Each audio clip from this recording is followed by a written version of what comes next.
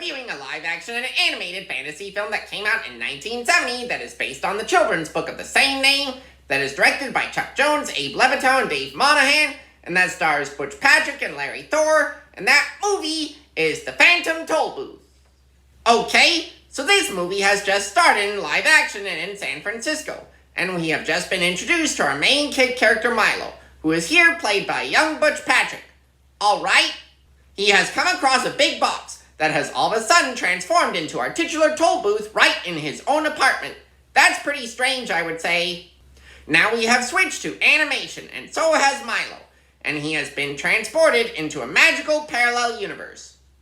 Tock, a watchdog who is a resident of this cartoon world parallel universe, and a secondary character played by the late Larry Thor, has now made it onto the scene.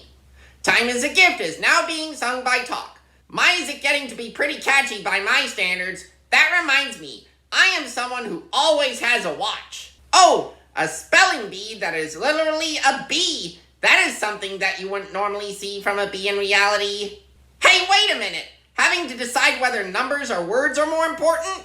In my opinion, learning letters and numbers are both important, and I remember first learning letters, words, and numbers through various means, both on TV and on a computer during my childhood, too.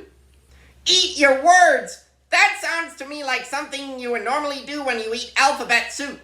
Oh, I just heard a mention of Fibonacci numbers. My brother Brian had a fascination with Fibonacci numbers. My goodness! Milo and his cartoon friends are having to defend themselves against a whole bunch of weird enemies using various creative methods possible. They have prevailed against these weird enemies, and Milo is now back in that little car of his with his cartoon friends tagging along.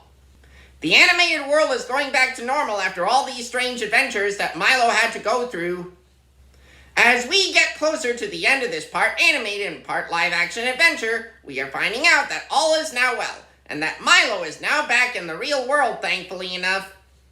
Overall, The Phantom Tollbooth is a clever and imaginative adaptation of a classic kids book. Join me next time when I review The Irishman. I'm Flick James Flick, your one and only movie reviewing secret agent out there.